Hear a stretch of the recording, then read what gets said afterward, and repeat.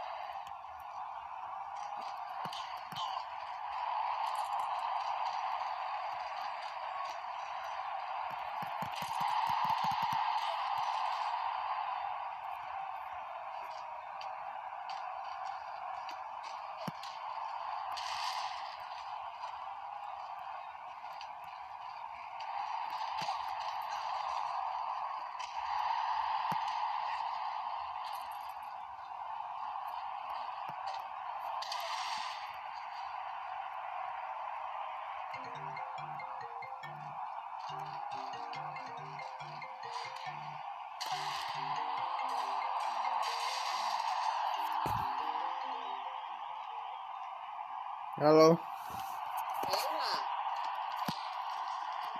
Uh, chilling out, chilling out there, ain't it? You must have went home. No, I was call time for a long time. Oh, okay. What they doing? Man, George chilling was over there. Oh, Mm-hmm. oh, okay. They was in the pool and I went over there. They had left. Oh, right. No red, little fat boy. Got on Joseph nerves. After George chilling left, I had left. I went over there and fell to sleep. It was? I went over there and fell to sleep. Oh, no, I think you did. I was on the sofa. Joe, little girl made a pallet on the floor. Me and her, you sleep. She went to sleep too. Mm-hmm. I bet that big boy did. No, fat stuff running around. Yeah, He always in something in trouble. Uh-huh. Getting on Joseph nerve. Oh, okay.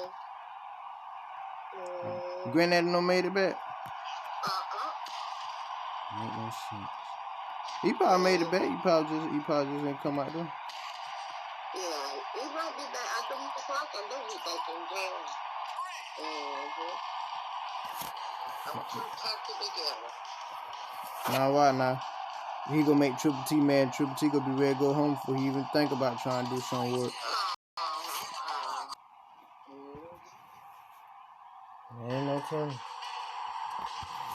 Because he couldn't eat, he knocked on that door, and I got up and opened the door for him. He came in eating home.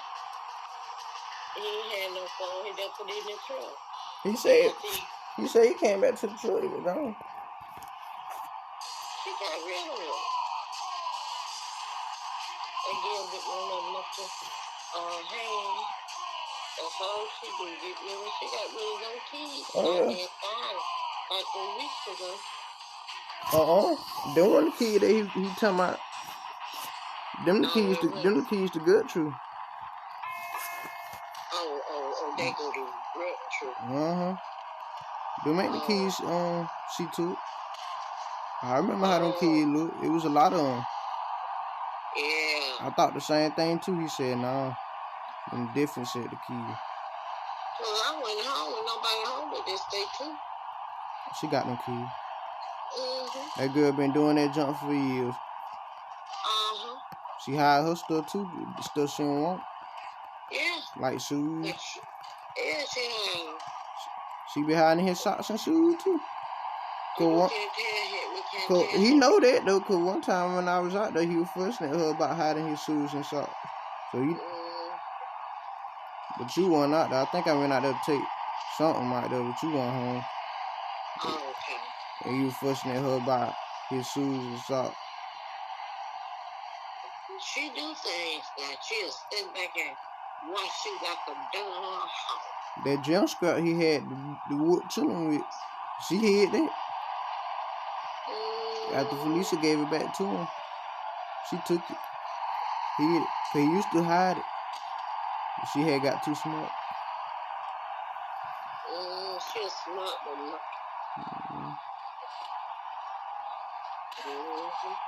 And he don't want nobody to say she did nothing. He'll go up for it.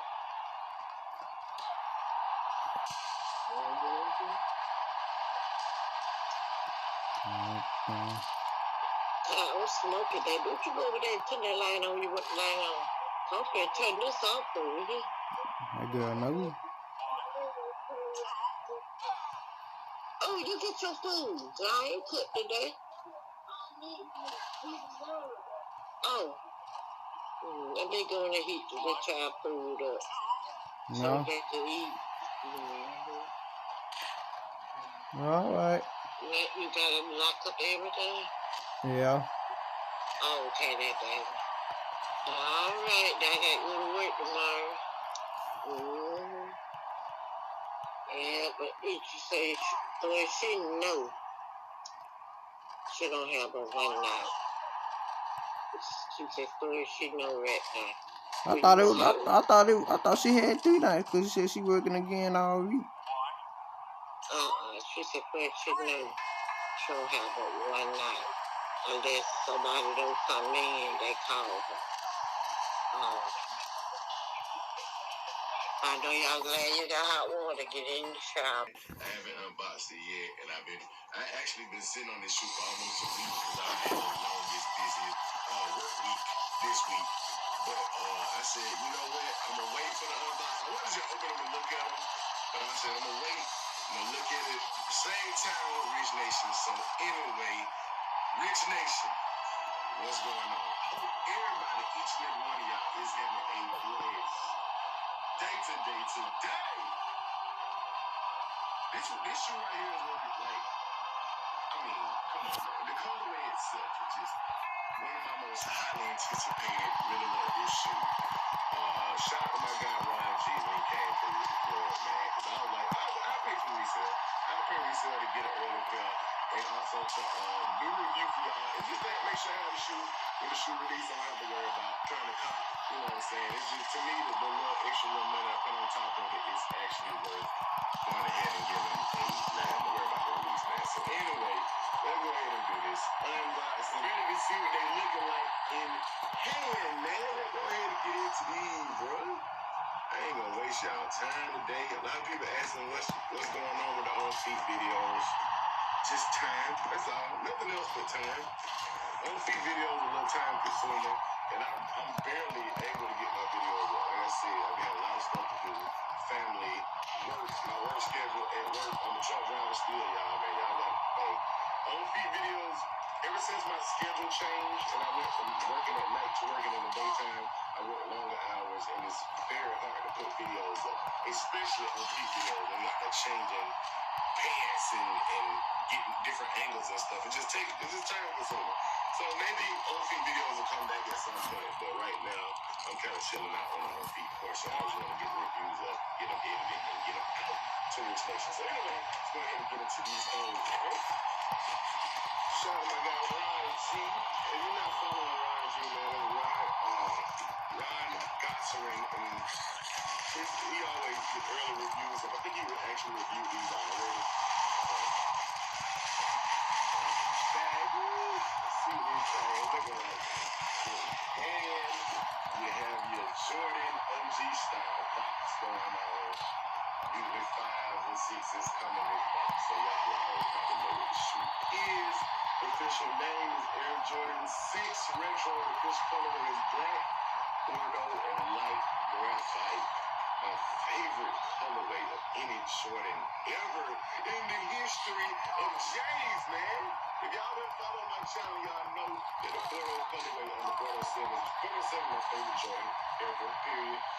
And there's a lot of sentimental value behind it. There's a lot of just nostalgia behind 1992, man, when the Bordeaux 7 first dropped. Let's go ahead and check out these Bordeaux 6 things. Got you a cement print paper. You feel me? Okay. Hold on. See, I saw the GS pair early. So this is my first time seeing the men's pair.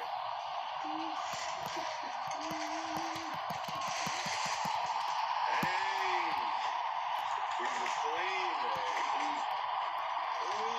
Hey.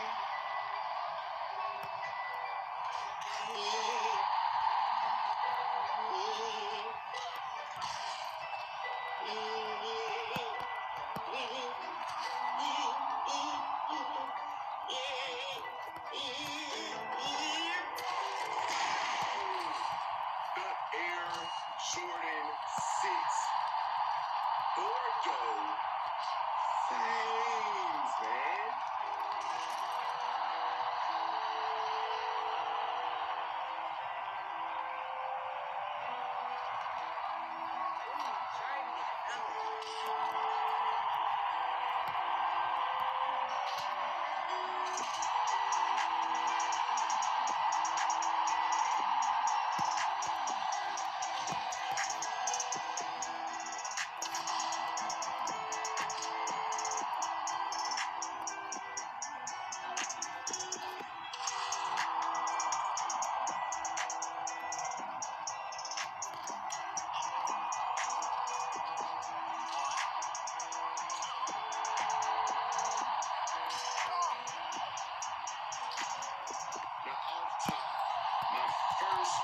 took this shoe when they first started showing images of it was, I hate when they use a dope colorway or concept from another model and then put it on a different silhouette. That's a pet peeve of mine. I've never really been into that. But seeing that the Air Jordan 7 is my favorite Jordan silhouette, and the Air Jordan 6 up until recently was my second favorite. I think the ones kind of, let me just look at my collection. I think ones kind of took over the number 2 spot for Air Jordans in my opinion, but the 6s are still up. I love Jordan 6s, man. I love the way they look on my feet. And this Bordeaux colorway on this 6 almost looks as good as it does on the 7. Let's go to 7. So first we have the 2011 Air Jordan 7 Bordeaux with a lighter midsole. Everybody seems to like this one more than the 2015. And that's this is the Jordan 6 Bordeaux against the 2011 Bordeaux. Kind of mostly similar because this lighter midsole is used, and they kind of use that lighter midsole. So that's kind of a little bit darker on the 6s, but they seem like they want to go with that lighter midsole. And then this is the 2015 Bordeaux 7, which I like the most because the shape is more, you can see the shapes are different when you look at them. This shape right here is more like the OG, and also the darker midsole is just, everything is more like the OG in 2015. But people seem like, this is crazy because this is the only time you get people liking retros better than OGs, because this 2011 pair don't look like the OG. This one look almost exactly like the OG 2015. And comparing it to the Bordeaux 6, as you can see, they probably went with 2011 kind of colorway, especially with the lighter midsole. This one was darker. They went that lighter midsole. So let me be honest with you.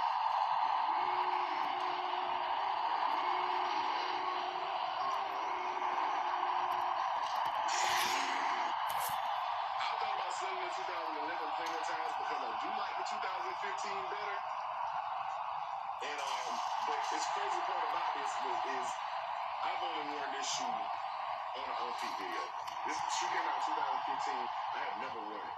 I've never went anywhere with this shoe on. I did an on-feet video for like 5 minutes, something like that.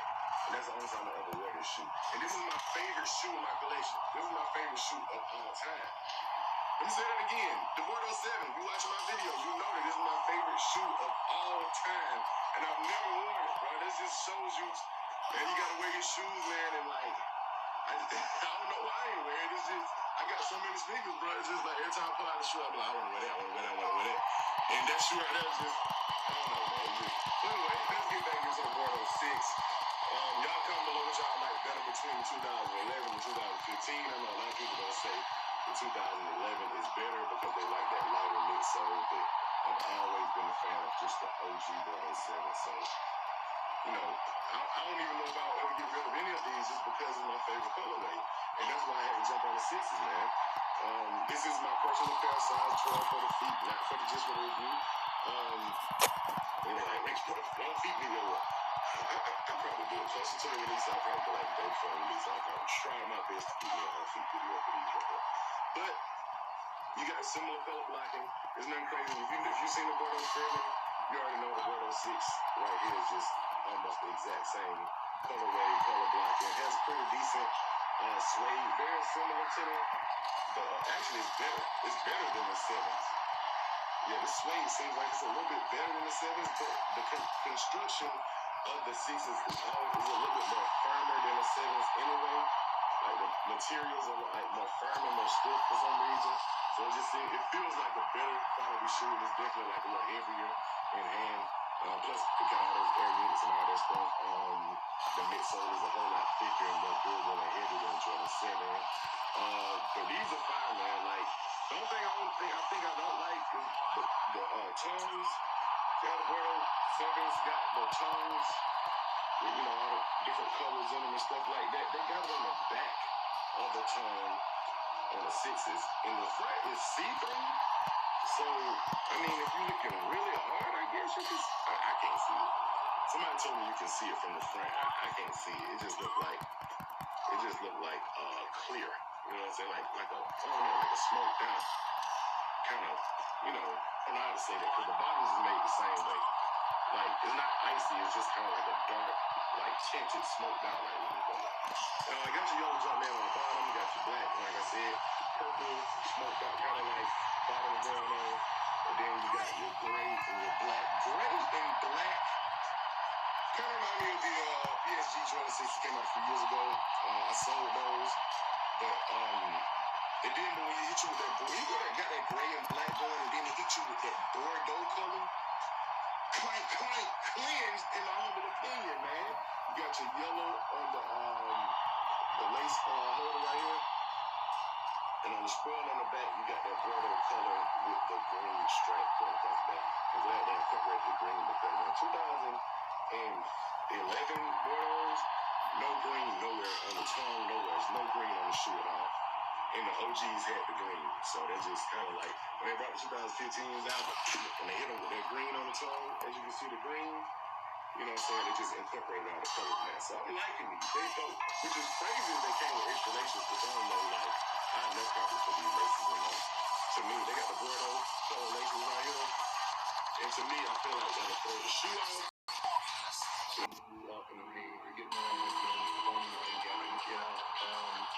I would be at home, family. Oh, like you need to go, want to go, and stuff. Watching the starts in the place. Starts in the place. At that point, I was like, this is just.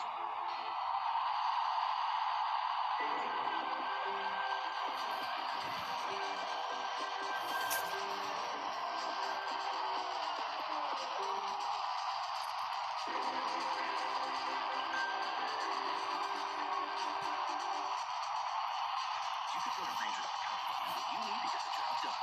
Grainger, supplies and solutions for every industry.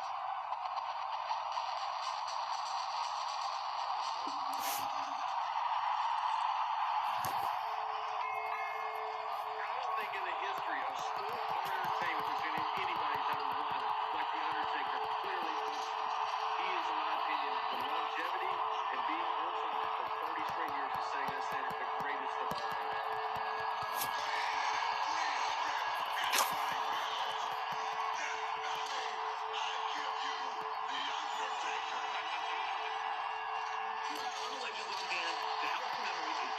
Legendary career. I absolutely cannot wait to see what happens. It's very bittersweet because all the things that Undertaker has meant to business and my involvement and relationship with him, I'm happy for him, but at the same time, I'm going to miss the Undertaker. And I think that everyone in the WWE universe feels the same way. To be excited to be able to get the phone call. Rikishi, we would like you to be a part of Undertaker 30 celebration. And there's only a few that were selected to come from it. And so this is very, very huge and important to me. They say nothing lasts forever. I think they're wrong. So the legacy of The Undertaker live on eternally.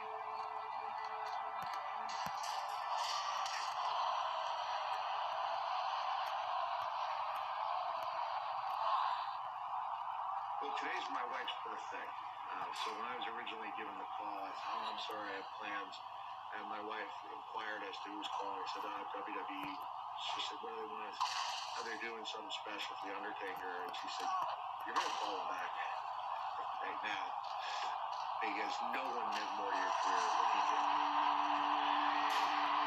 It's crazy to me to think that when I came into WWE in 1996 to wrestle The Undertaker, there were some really wise and knowledgeable people in our business who thought Taker's career was on the decline. He continued to find a way. I mean, you kind of like feel like you're keeping your fingers on the pulse of the modern fans. And he sensed when it was time to change things up, and sometimes changing things up and going back to the beginning. So he could come back with a little bit purple and make it work all over again. He can come out for WrestleMania to a Johnny Cash, a solemn Johnny Cash song. He can make you accept him on his own terms and then bring you back to the Undertaker world and make it feel special all over again. Certainly for me, I mean, he's somebody that now been going on 30 years that we've known each other, so like all of us, he's changed as a person, changed as a human being over the years. I don't think anyone had the idea that it would turn out, again, as well as it did. Worked with everybody. They've thrown at him from Giants to whatever, but just talented, man. And like I said, just a very talented person. But to have that type of longevity and to be on top and to still at this time to still be on top, talent.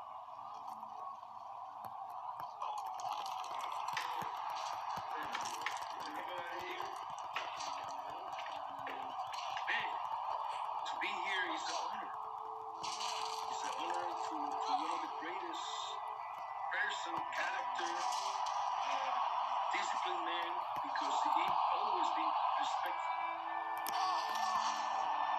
You see those lights going dark. You see that building going dark, and you hear that ball. One of the things, if you watch back some of those videos, you could see me looking at the people because I like to enjoy they being happy. That's priceless.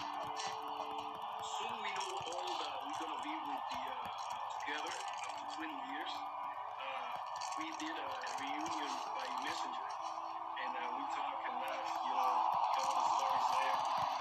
So when we arrived here in Orlando on the pay-per-view, we already got together with some of the guys. We wait for Taker to arrive, so we are right there on the bar celebrating, and we close the bar. He's live. One of the referees, and he's the man who was more or less in charge of my matches. He's the guy who was in my WrestleMania 12 match with Steve Austin. He's the one, the referee, my Caribbean Strap matches. This guy right here. I saw him last night. When I saw him, man, I was like so happy. And we take some picture, and I love this guy. What a gentleman.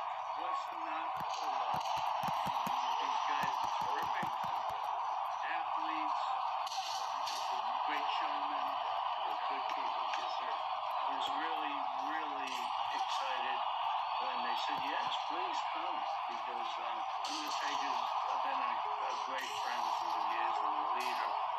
And I wouldn't miss this for the world. I would have crawled here.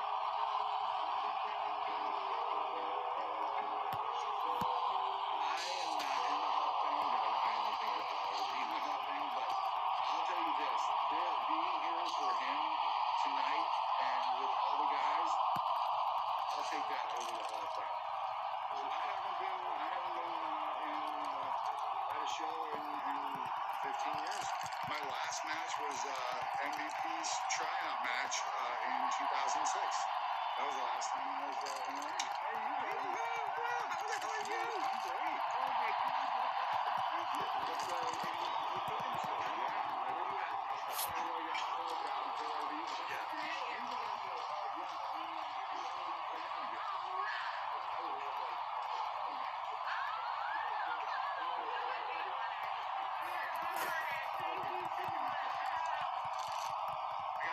That's pretty cool. Is that you, Jay? Is that your camera? Yeah. A little surreal to see him say, that final goodbye. I've sort of been with him on this kind of path over the last few years. But what makes me happy today is he's at peace with it. I feel like he's content with it. Just deserves and has earned the right to go out the way he wants to go out. Over the years, Undertaker's become a very good friend of mine. When I first started in WWE back in early 1997 as a backstage interviewer, I really didn't understand anything about the sports entertainment business. I have one question for you. Tonight you put your WWF title on the line against The Rock. Can you withstand the charge of the Rumble? was information that became invaluable as my career went along. And then I would transition and actually call the matches here. And I would call some of the big matches of Undertaker's career.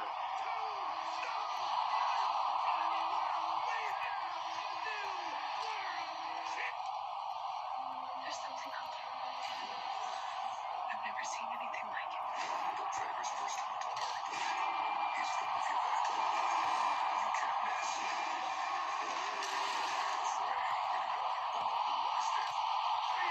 So one of the things Undertaker did when I was a backstage interviewer early on in my career, from when he was the Undertaker through the transition into the American Badass character, every show that I would interview him on, Undertaker would always take away my privilege for that city. So if I was doing an interview with Undertaker, say at Madison Square Garden, at the end of the interview, he would look at me and say, "Cole, your privileges in New York City have been revoked."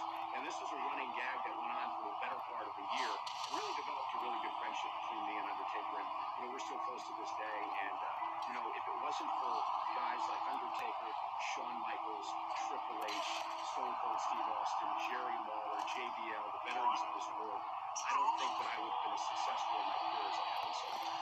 There's something special when you get in there. It's definitely his presence. Rona awestruck when he's in there. And the crowd feels it is really, it's cool to be in there. Can't really articulate exactly how that feeling is, but definitely goosebumps. Your butterflies are going crazy, and it's a very special feeling. The symbol was on the walls around the locker room area, and I saw it. I've always loved that symbol. So I said, "What if I painted that on my face? Let me see if I can paint that on my face." It turned out a lot better than I thought it would, so I'm very proud of this. And for the Undertaker tribute, I had to do something special. This feels good.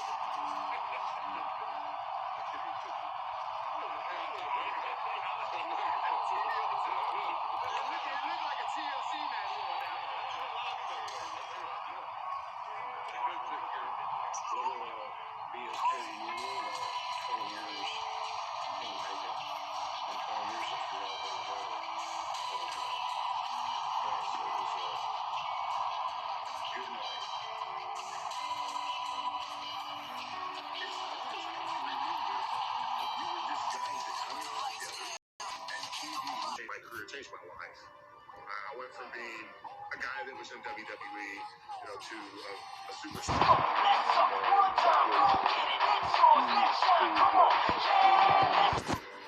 Tonight we mark the end of an era.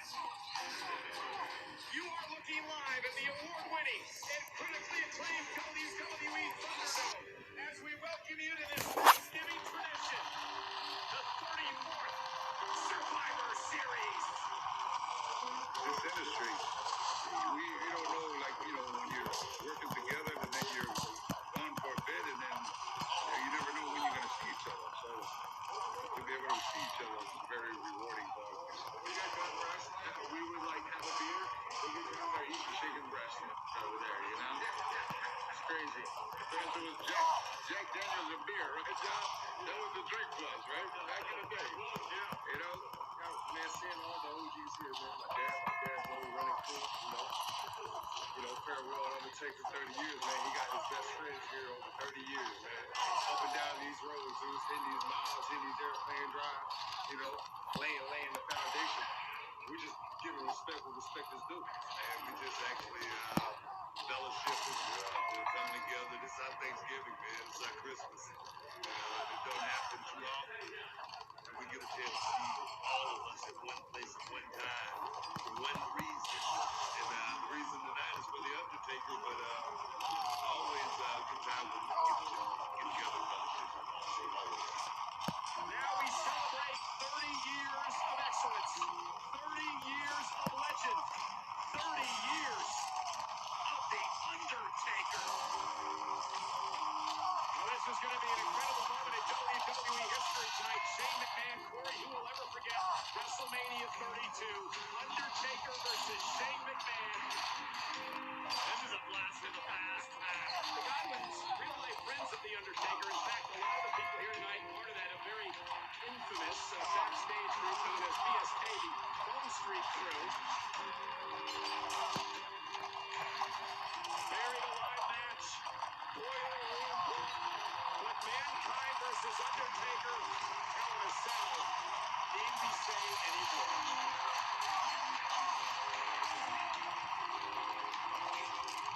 Corey, one of my favorite WrestleManias was WrestleMania X8, and that is when Ric Flair and Undertaker actually went head-to-head, and it was that night that Undertaker ran his WrestleMania streak to 10-0 when he beat the Nates.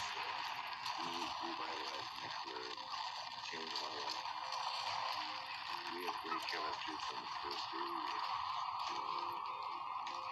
I believe maybe the greatest match that I've ever had the honor and privilege to call in my career took place at WrestleMania 28. It was the end of an era. Undertaker and Triple H, just one of the many battles these two greats would have over the years. Well, ladies and gentlemen, WrestleMania 25, WrestleMania 26, when it was the streak versus career, Shawn Michaels, Undertaker, probably two of the greatest matches in WrestleMania history. In 1997 at the Bad Blood pay-per-view event, Undertaker versus Shawn Michaels, Hell in a Cell. It will be the night that this man appeared. Kane, the brother of The Undertaker. And for the next 20 years, these two men will be synonymous with one another. The brothers of destruction, The Undertaker and Kane.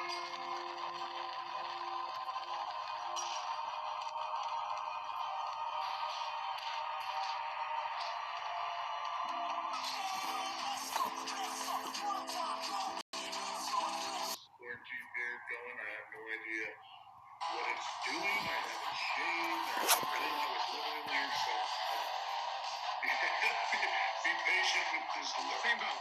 Same boat. I think one thing we might have in common with you is well at the quarantine gear going. So that all Let's start and stop there, probably. Excellent. Thank you, gentlemen. You got it. So let's get into this here.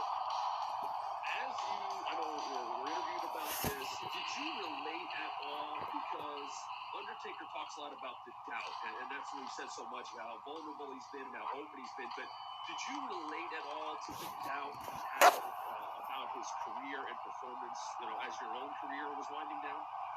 Well, so I understand everybody's doubt. I also didn't know the gravity of it, I don't think. As we talk and as he's expressing his marks very close to the vest and whatnot, certainly in ours, I knew he wasn't, in that mindset yet. And so I feel like he knew that he had more. It wasn't until, I think, for me, as it got into perhaps, after Brock into Roman and things of that nature, where he began to get his ending more thought. And each and every time I thought it was going to be, we're all looking for something different. We all need, peace comes in many different forms for many different people. And so I just always wanted that for him. All I know is that the year after our match, we were sitting on a baggage claim and he goes, dude, you made the right call. He said that was the one to ride off into the sunset on. He's like, oh, yeah. He's like, Jesus, maybe that should have been the one. But, he wasn't ready. And I'll say this, look, I didn't know that it would become the story or the struggle that it was, because he's always been beyond that. You know what I mean? And I think that's what's been such a reality check for all of us, is that nothing ever got to work. He struggles with nothing. He's always been that steady, constant. And like I said, until, honestly, I gotta be honest, for the past couple of years, did I really understand the gravity of it. And then for me, I just get sad after that, because, nobody deserves it more. You don't want it for anybody more. And he deserves every and anything he wants. And I just know that we all want that for him. So I know I've babbled on a lot there. But like I said, this is just something that sort of threw me where I needed to be perfectly honest. We're going to talk more about that throughout this episode, but I want to talk about something you brought up is the chemistry that you noted, that he noted. It's clear. It feels like it's always been there. Was there a time or a match that you felt it? And how much does that relate to the fact that you are such different people in the ring? Well, again, you don't know until, again, players all these years later, and you get older and wiser and close to one another, and you're like, you sort of get it because we're so opposite. And when you put us in there, it was like, I mean, we could do it blindfolded and asleep. But again, I just think it was from the first time we ever stepped in there. I think, honestly, for both of us, it really settled in more than anything in the Hell in the Cell because, again, we had a certain amount of time and we ended up that like, oh, it's actually 55 minutes of show, and that's when you go like, oh, all right, well, that's right. We're just going to have to, whatever, throw a bunch of stuff at the wall and see how it goes. But it was absolutely a piece of cake. You appreciate it so much because that only happens here and there. And again, I got it with Hunter, but again, he's my best friend. We spend every morning on the road with each other. We know each other backwards and forward. Again, we have a twin. The wives always joke about us being married because again, we can finish each other's sentences. But Mark and I were not that way in any way, shape, or form. But you would have thought that you saw we got the ring because it was just like we were mentally on the same page all the time. And Sean, you talk about that magic. You come back from the back injury in 2002. You and Taker have unbelievable interactions in both the 2007 Royal Rumble and then at the start of the 2008, which is its own little mini story ahead of WrestleMania 25 in 2009. One thing that I've always been curious about, between your comeback in 02 and WrestleMania 25 in 09, that's a 7-year gap before you two do much of anything until those Rumbles. Was there ever any talk of you two getting in there before WrestleMania 25, or was that just the right organic moment for it to finally happen and it all came together? No, I mean, those things didn't happen because he was mostly on SmackDown all the time. I was on Raw. And the Rumble thing, it just, obviously, if you're in there, it sort of happened. And of course, let's go ahead and have it come down to those two women, or those two guys. And then, of course, everybody just, it was the first one, but everybody just was like, oh my goodness. You could feel it. And I think that's what, again, prompted all of the other, sort of storylines coming after that.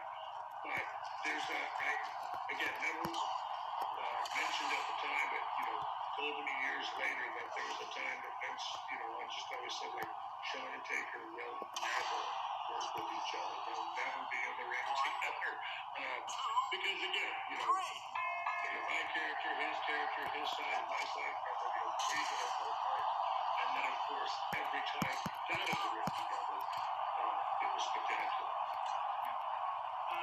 We're going to do a mini deep dive on the WrestleMania 25 match. I got to tell you, Sean, Matt and I were like getting the show together last night, and we cut down like 20 WrestleMania 25 questions down to just a few. The Tombstone kick out, you can make the argument that it's the ultimate WrestleMania moment. The genius of it is it happens, and at that point, you guys had already wrestled for 20 minutes. Everyone's thinking that it's it. That in and of itself is unbelievable. In that moment, especially off of that just thunderous reaction, do you have a quick second, either of you, to go, oh man, this just went from maybe one of the greatest matches we've ever put together to the best, or are you so locked in the moment that you're not processing it that way in that moment in time? So you definitely know that. I mean, there was a certain, I don't know what exactly, it was a little bit earlier, I think, because I want to say it was on that last ride, and I think that happened before that, where I could just faintly remember him, again, so yeah, we knew it was going well, but then at a certain point when it was just thunderous, for me, I think it was, and even for Mark, it was after the last ride, where he just said, oh, we got it. And I think, honestly, for the Tombstone, to me, it was fantastic there, but then when you watch it, because I just turned. I had no idea the look that he had on his face. And so I just turned, and, I'm staying in my moment, but that, his look is what takes it over the top. again, it's been, and one of the things that I've always been so appreciative of, that's what he saved those moments for me. You know, and I don't know that he knew at the time he was saving them for me, Shawn Michaels specifically, but that's one thing that he's been just so fantastic about over the years, which was being very conservative and careful with that character. Only certain people did it, and he decided, that was going to be me. And again, it's hard not to, again, I still get goosebumps now. We got him talking about him last night. So at WrestleMania 25, did you know a rematch was coming at 26, or how did that develop? No, so again, for me, I always, certainly later on in the years, I would take some time off after WrestleMania. And then we come back here in the summer. I had just briefly gotten a call, from Michael Hayes, who just happened to say, hey, what do you think of this? It's just a thought again, and it's probably, I don't know, August or October or something like that again. Just give us a thought, something to think about down the line. With me and Taker, again, we've never done a rematch, and I know you've been talking, or at least thinking about, winding down or stepping away. Do we do a career, I don't know. And so again, it was just something, one of those things that, again, I think that they just every day, it's like trolling when they're fishing. They just throw it out there and see if we bite. And again, you've already got the burden of following the one before. Number two is always number two. Doesn't matter what you do, number two is number two. They can only bleed one first. So it's just, there's always going to be a drop off between one and anything else.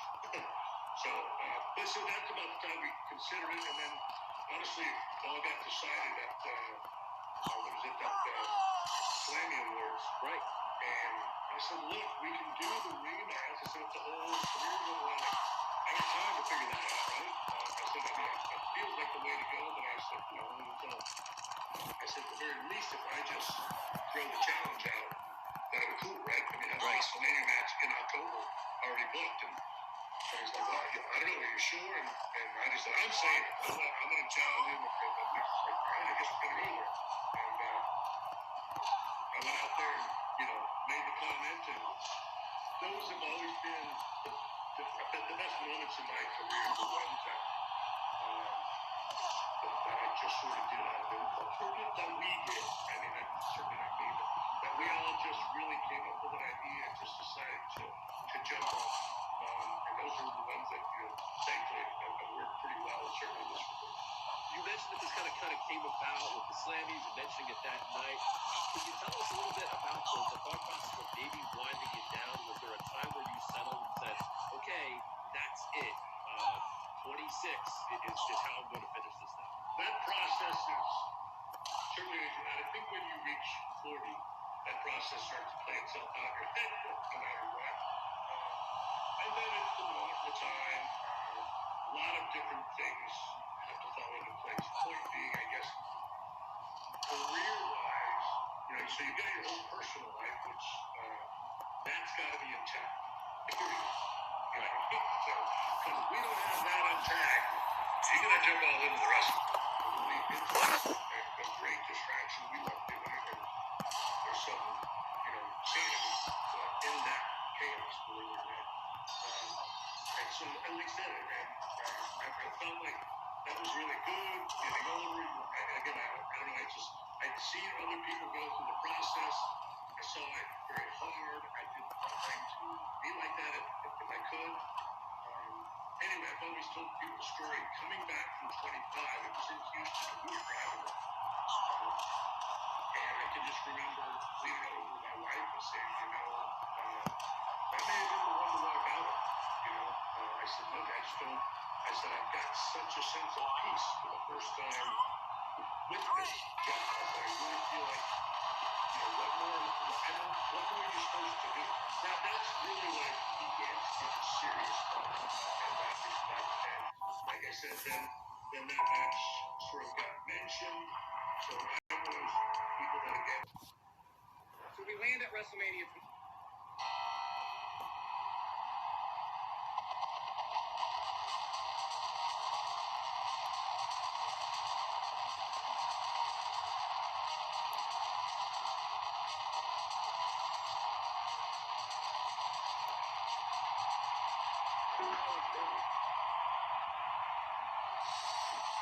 After all that, that's the entire part of the process that we're describing there. You both talk a lot about in chapter 3, really the immense expectations that are on this match, given everything the year prior, and really the totality of both of your careers leading up to that match. For you and/or for Taker, but specifically for you since you're here, what is the process of making that match unique and distinct heading into it? Is it building off of 25, going in completely new directions, maybe a combination of both? I think it's a combination of absolutely everything you can get a hold of. Because the biggest the elephant in the room is following the one. Clearly, with the stakes of my career, changes the dynamic quite a bit, in our opinion. Now, it also has to have more to it than just that. I know there was the championship aspect of it for Taker, and me coming out of the chamber and things of that nature. So yeah, you've got to find out what you feel like is a natural evolution, perhaps, and will it make sense and get you to that ending point, which is the career. And so look, if you what you do, you do your best. You think all over the place. You go way up. One of the things that certainly taught me years ago was like, Stroud, I want you to go all the way out there. I got to reel you back in. I'll reel you back in. But I don't want you playing a conservative. You're better up. You work better for us if you're going all out. And so, I think that's where we start creatively, and then we winnow our way back, so to speak. But yeah, you look, you do what you can to bring it a different dynamic, but it's got to make sense in the eyes of the fan. It certainly felt like you retired on top, as Undertaker is unfortunate lately. The John Elway retirement, you win that last game, you win your championship. He said he was envious and he wishes he had that kind of clarity, which you got with that match at WrestleMania 26. Could you tell he was chasing it? I think you brought that up a little bit with the Brock match and the Roman match. Did you feel that you used the term chasing the dragon? Have you talked to him about that? Because you got that great match, and it certainly felt like, and maybe still feels like, he's been chasing that. So I did, but again, as I mentioned earlier, I don't think I understood the gravity of it. There's so many things that go on that, again, because it's Mark, we don't speak of it. But he's obviously, what's been so dynamic about this entire thing is that we're seeing a side of him we've never seen. But to your point, it was a side of him, a vulnerability that nobody knows about. And I understood that because he was only doing, and I don't mean only, but he was already just sort of doing one a year at that time, a very limited schedule. And look, most people really enjoy doing that and can do that for quite some time. So I understood the comment. I was struck by the tone of it. Yeah.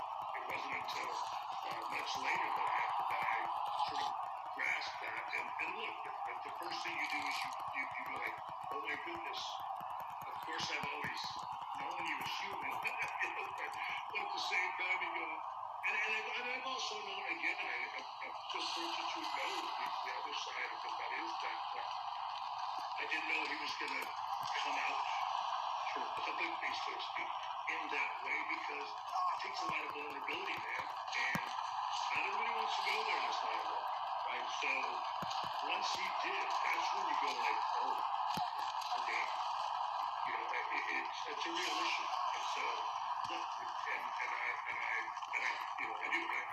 so understand, I so appreciate it, so hurt for that, on one hand, but at the same time I go like, man, you're the Undertaker, dude. You can do everything.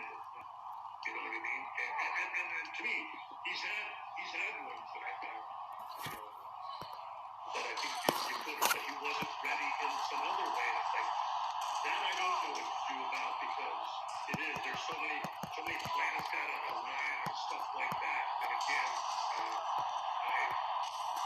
I never had any. I don't think I truly appreciated my situation to quite the gravity that I do now. When you see, to me, the most steady constant to me that the wrestling business has sort of ever seen, and it's been difficult for him. You then understand that I don't know. It's a big deal. I want to piggyback off that. The central theme of The Last Ride is Taker searching for that closure. You talk about, and you kind of just said it there, that WrestleMania 26 match gave you that closure. But put a bow on WrestleMania 26. Did you worry about how you would feel after the fact, knowing going in that was your last match?